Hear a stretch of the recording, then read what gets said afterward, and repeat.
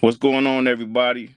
And welcome to the Chicago Sports Podcast. I'm your host for the moment, Darius, and I'm here to talk about Ryan Poles and that presser yesterday. Real interesting stuff, but there's also a lot of things that we already knew. It's good to see him face the music alone yesterday because the last time we seen him in a presser, he was with Kevin Warren, and Kevin Warren was standing over him as if he was a disappointed parent. So let's get into the things that we saw yesterday. He started out the right way, thanking coaching staff, players, fans, and also staff members, saying that he recognizes and he understands the pulse of the city and the looming frustrations, but he also expresses his obligation to get things corrected. Now, I love that, even though the season didn't go as the way we wanted it to go, it was good to thank for the people for their time and the players for their efforts, as well as coaches and staff members. He took full accountability. That's what I want to see, and that's what we all need to hear as Bears fans. He took full accountability of the way the seasons transpired. He also mentioned something that was interesting to me. It was called process over outcome. Now, him understanding the goal, he admitted that he skipped steps in the process, which led to the outcome that we seen this season and that we were all disappointed in. And this situation took a huge the culture took a huge hit. The culture of this team took a huge hit that we could not rebound from. He also mentioned the fact of his relationship with Kevin Warren and how disappointed he was with the media and their perception of their relationship.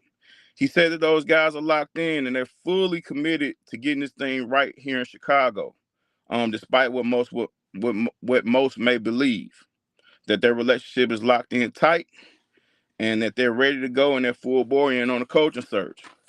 Now, as far as the coaching search is concerned,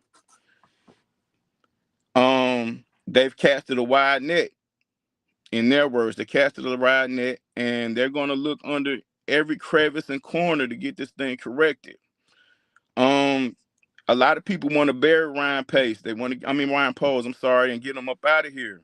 But we have to focus on the good things. Last season didn't go the way we wanted, but let's focus on the good things. Poles was greatly responsible for having us in the position of having great draft capital and cap flexibility.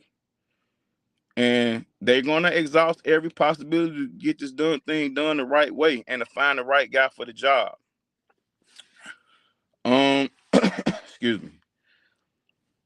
We all have if we ask each one of us, we all have our preference in head coach. But Post stated that the coaching decisions is not going to lean on one side of the ball or the other. And I'm totally down with that. We need a leader, a guy that understands football in all phases, and the right coach will get the right people in that can take care of the offense or defensive side, depending on whichever way we go. He also made mention that he's willing to trade for a coach. That's an idea a lot of people are intrigued by. Me personally, not so much because I value draft capital, and we have a whole lot of holes to fill, especially on offense and defensive line. He took blame for the Eberflus situation, the situation with Eberflus. He said that Eberflus situation put a huge hit on the team, especially our rookie QB. He touched on his status of his extension or lack thereof. He says during the interview process he's going to explain that with the guys that are being interviewed, and hopefully they can come to an understanding if they want to coach the team. That's what it's looking like. Me personally, his decision not going to his extension or the conversation of his extension with us, I'm totally fine with, as long as the person that he has the man this ship understands what he's getting into and they can collaborate and get this thing corrected. They asked him about the frustrations with the protection of Caleb Williams and the frustrations of a player like Montez Sweat. Starting with Williams, he said that the frustrations and the lack of protection was a collective effort with management, starting with himself, which is always great, management, coaching, the guys up front, and the QB. Football is a total team sport, ladies and gentlemen. So, it's a collaborative effort. And team is not just the guys on the grass or the coaches on the sideline. Team is also referred to the guys making the decisions up top. And again, he took full accountability for the steps he skipped and not bringing in an adequate offensive line, but he was also excited about the fact of adding weapons. So he chose weapons over the line, which we all see now, and some of us knew that was a mistake. The thing about the frustration of Montez Sweat and his lack of production was also a collaborative effort with the coaching, the guys up top, the guys up front with him. But he vows to bring someone in to give help with with Sweat, to give help with Sweat on the D line and also added protection for Caleb.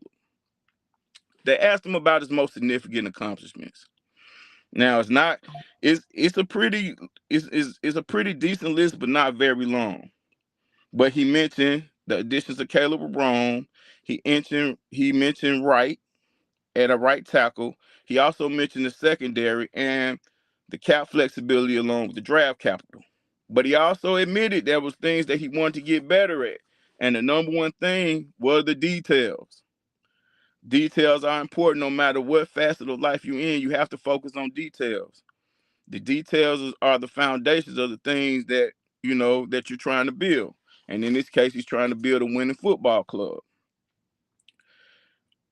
He's committed to getting these things corrected, and this time around, he's focused on getting these details sharpened up.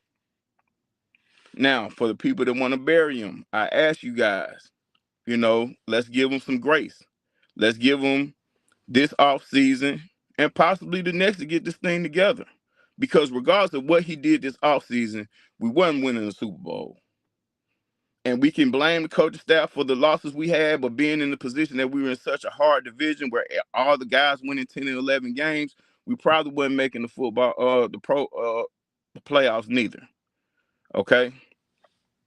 But nevertheless, I ask you guys, I've been upfront to saying that I'm a supporter of Poles, and I'm gonna ride with them. And nobody's perfect. And I don't think nobody's harder on Poles than the people of Chicago and the fans of the Bears, and rightfully so, because we can't. Most Bears fans don't care about no other team but the Bears. But the bad decisions are made all around the league. He's put us in position to continue to build this thing, and in 3 years, it still hasn't warranted the results that we would like. But there's still more time because Rome wasn't built in a day, ladies and gentlemen. Shout out to the chat. Shout out to everybody checking in. Shout out to Tracks. Ant Mass, I see you. Braden Alberts. Yes, I do watch college football, sir. Let me see who else we have here.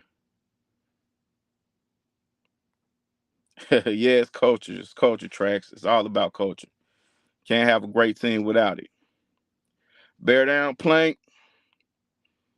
Bear down Ant Mass. Bear down Tracks.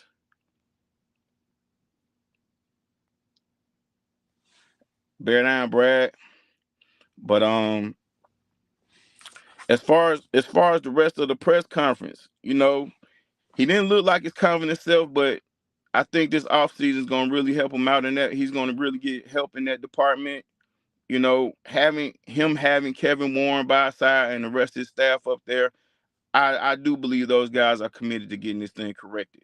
I got faith in them, and I ask you guys to do the same. And for that kind of concludes what what we're talking about today. And I'm out. Bear down.